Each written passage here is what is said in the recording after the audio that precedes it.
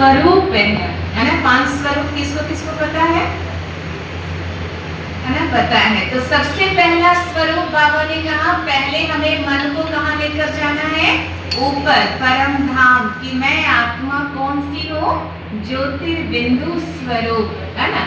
और दूसरी है ना, परम धाम से हम जब नीचे आए तो नीचे कहाँ पर आए, नई दुनिया सतयुग में आए। तो सतयुग में हमारा कौन सा स्वरूप था, देवता स्वरूप था। और तीसरा बाबा ने कहा मध्य में हमारा क्या स्वरूप था, पूज्य स्वरूप था। हम भले नीचे उतर गए, हमें स्वयं का ज्ञान नहीं था, लेकिन हमारे देवता स्वरूप की और वर्तमान के पुरुषार्थ की, है ना, भक्ति मार्ग में क्या होती थी, पूजा होती थी। तो वो हमारा पूज्य स्वरूप। फिर अभी संगम युग पर हम क्या है, ब्राह्मण, है ना, ब्रह्मा मुख वंशावली ब्राह्मण। तो ये हमारा चौथा स्वरूप। और ब्राह्मण से फिर हमें क्या बनना है, क्या बनना है ना, फरिश्ता। देवता नहीं, ब्राह्मण से फरिश्ता, फरिश्ता से फिर देवता बनेंगे, है ना। तो 5वां स्वरूप क्या हो गया, फरिश्ता स्वरूप। तो बाबा ने कहा ये 5 ही स्वरूप की एक्सरसाइज हमें करनी है। शरीर की एक्सरसाइज हम सुबह कर लेते हैं, शाम को कर लेते हैं, लेकिन मन ज्यादा कमजोर है, इसलिए बाबा ने कहा हर घंटे करो, है ना। आज बाबा ने हमें हर घंटे में, है ना, कम से कम, है ना, 5 मिनट, 5 मिनट भी नहीं कर सकते तो बाबा ने कहा 1 मिनट में भी एक्सरसाइज हो सकता है। 1 मिनट में भी अगर हम चाहें तो अपने 5 स्वरूप में स्थित हो सकते हैं ना, कि मेहनत लगेगा, टाइम लगेगा, है ना। 1 मिनट में भी चाहे, अगर नहीं समय है किसके पास, तो हर घंटे में 1 मिनट भी अगर हम चाहें तो अपने 5 स्वरूप की एक्सरसाइज कर सकते हैं। ये एक्सरसाइज करने से फायदा क्या होगा, बाबा ने कहा जो हम कहते हैं कि हम चाहते नहीं है लेकिन मन भटक जाता है, हम चाहते हैं कि मन को यहाँ लगाएं लेकिन लगता नहीं है, तो वो मन आपके कंट्रोल में होगा, है ना। आप आत्मा का अपने मन के ऊपर पूरा कंट्रोल हो जाएगा ये एक्सरसाइज करने से। फिर आप जब जहाँ जितना समय अपने मन को लगाना चाहेंगे उतना समय लगा सकेंगे। तो ये शिकायत फिर क्या हो जाएगी, खत्म हो जाएगी। तो पहली तो ये बात बाबा ने बताई। और दूसरी बात बाबा ने बताई कि बच्चे क्या कहते हैं कि बाबा ही हमारा संसार है। कहते ना हमारा संसार कौन है, कौन है, बाबा, है ना। बाबा ही मेरा संसार है। तो जब बाबा ही मेरा संसार है तो हमारे जो संस्कार हैं वो भी कैसे होने चाहिए, बाबा के संस्कार जैसे होने चाहिए ना।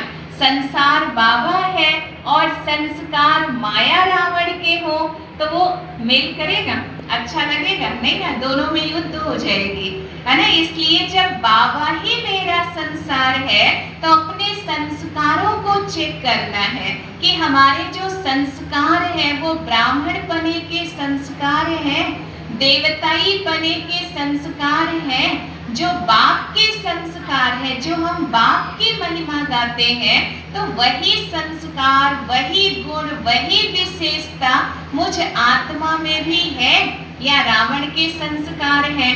अगर है तो उसको चेक करना है और उसको चेक करने के बाद चेंज करना है। तो ये 2 मुख्य विशेष आज की मुरली की बातें थी। एक तो हर घंटे, है ना, एक्सरसाइज, और दूसरा अपने संस्कारों को क्या करना, बाप के समान बनाना। तब हम जो कहते हैं कि बाबा ही मेरा संसार है, उस संसार में तब हम टिक पाएंगे।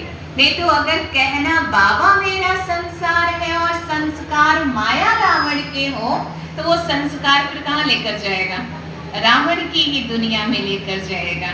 ठीक है, तो आज के मुरली की ये 2 मुख्य बातें थी। वरदान है आज बाबा का। बाबा ने कहा त्याग तपस्या द्वारा सेवा में सफलता प्राप्त करने वाले सर्व के कल्याणकारी भव।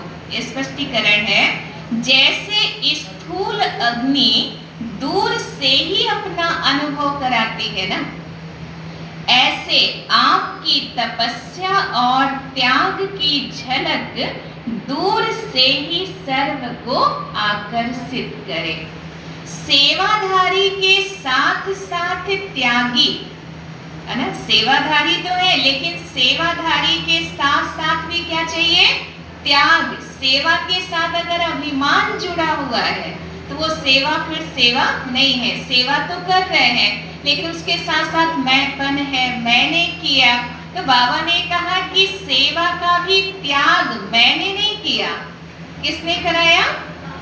बाबा ने कराया, मैंने नहीं किया, है ना। एक बारी बाबा की साकार मुरली थी, बहुत अच्छी थी। उसमें बाबा की एक पॉइंट थी, है ना, बहुत ही अच्छी लगने वाली।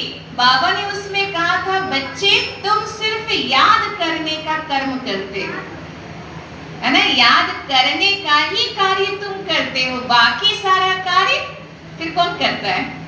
बाबा करता है ना।